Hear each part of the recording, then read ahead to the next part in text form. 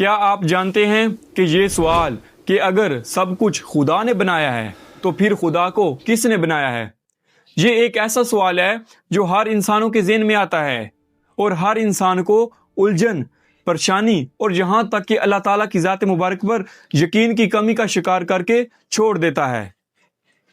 آئیں میں آپ کے سامنے حقانیت رکھتا ہوں جس کی وجہ سے آپ کا یقین اور آپ کا ایمان انشاءاللہ اللہ تعالیٰ پر اور زیادہ مضبوط ہو جائے گا۔ سب سے پہلے تو یہ بات ایک اہم نوٹ کر لیجئے کہ انسانی جسم جو ہے، انسانی صلاحیتیں جو ہیں یہ محدود ہیں۔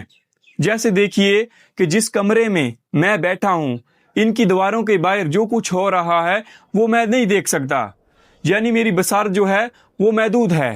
اور اسی طرح اس کمرے سے لے کر ہماری مسجد تک کا جو فاصلہ ہے وہ تقریباً 1 کلومیٹر بنتا ہے، اور ادھر وہاں لوگ جو باتیں کر رہے ہیں وہ میں نہیں سن سکتا، یعنی میری جو سماعت ہے وہ بھی ایک محدود ہے۔ اور اسی طرح میری طاقت جو ہے وہ بھی محدود ہے، یعنی میں ایک موبائل تو اٹھا سکتا ہوں لیکن میں ٹرک اور ٹریکٹر تو نہیں اٹھا سکتا، یعنی میری طاقت بھی محدود ہے۔ اور یہاں تک کہ جو میری سوچ ہے وہ بھی محدود ہے، یعنی میں ہزاروں کتابوں کا علم یکدم نہیں بتا سکتا اور کائنات کا سارا علم یکسوئی نہیں بتا سکتا۔ تو معلوم ہوا کہ میری سوچ بھی جو ہے وہ محدود ہے۔ تو اس سے جو ثابت ہوتا ہے کہ انسانی جسم جو ہے وہ سارا کا سارا ایک محدود ہے، لیمیٹڈ ہے۔ اور یہاں ایک اور اعتراض اٹھے گا کہ جب ہم محدود ہیں تو ہم خدا کو کیسے پہچانیں؟ ہم کیسے دعویٰ کر سکتے ہیں کہ کوئی واقعی خدا ہے جس کو کسی نے نہیں بنایا؟ تو ذرا اس بات پر غور کیجئے کہ محدود ہونے کا مطلب یہ نہیں ہے کہ کوئی خدا نہیں ہے۔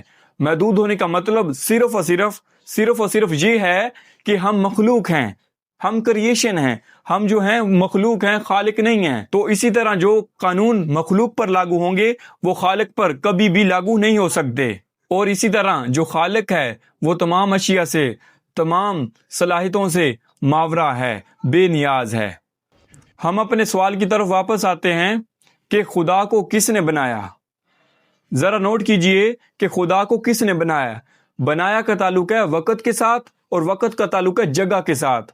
اور آپ کو معلوم ہونا چاہیے کہ جو وقت ہے، جو جگہ ہے، یہ بنے ہی اس یونیورس کے تخلیق ہونے کے بعد ہیں۔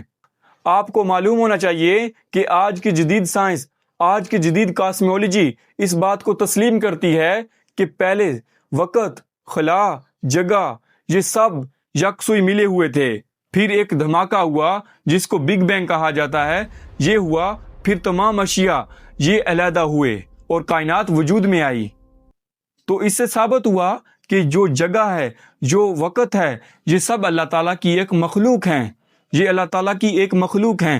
تو جو مخلوق پر قانون لاگو ہوتے ہیں وہ خالق پر، وہ مالک پر کبھی بھی لاگو نہیں ہو سکتے۔ اس لیے یہ کہنا کہ خدا کو کس نے بنایا ہے، یہ ایسے ہے کہ کوئی شخص اپنے والد سے کہے کہ میں آپ کو دوبارہ جنم دوں گا، اور یہ ناممکن سی بات ہے جو کبھی بھی پوری نہیں ہو سکتی، کیونکہ اس کا والد پہلے سے ہی موجود ہے، جس کو جنم دینا ایک ان لوجیکل کوسچن بنتا ہے۔ پھر ایک اور اعتراض آتا ہے کہ اگر کوئی خدا ہے تو ہم کیسے مان لیں کہ واقعی یہ سچا خدا ہے، اور ہم اس کو کیسے پہچانیں گے؟ تو ذرا تصور کریں کہ ایک شخص ہے، وہ جھولا جھول رہا ہے اور وہ کچھ دیر کے بعد چلا جاتا ہے اور جھولا حرکت کرتا رہتا ہے، اور پھر کوئی شخص باہر سے آتا ہے اور وہ دیکھتا ہے کہ جھولا حرکت کر رہا ہے، اور وہ اندازہ لگاتا ہے کہ کوئی شخص جھولا جھول رہا تھا جس کی وجہ سے یہ حرکت کر رہا ہے۔ اسی طرح یہ جو کائنات ہے، یہ جو دنیا ہے، یہ عالم خلق ہے جہاں چیزیں کاز اینڈ ایفیکٹ کی پابند ہیں، اور اللہ تعالیٰ نے ہم کو پہچاننے کا ذریعہ جو دیا ہے وہ اثرات ہیں۔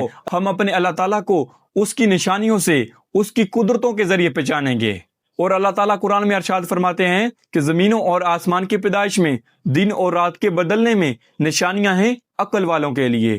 تو اس سے معلوم ہوتا ہے کہ یہ کائنات، یہ آسمان، یہ زمین، یہ انسان کی تخلیق اور جو بھی اس دنیا میں ہے، اس پر جب انسان غور و فکر کرتا ہے تو وہ اپنے حقیقی مالک، حقیقی خالق کو پہچان لیتا ہے۔ آپ سب کی سماعتوں کا بہت بہت شکریہ۔ ملتے ہیں اگلے ایپیسوڈ میں، تب تک کے لیے اپنا خیال رکھیے۔ اللہ حافظ۔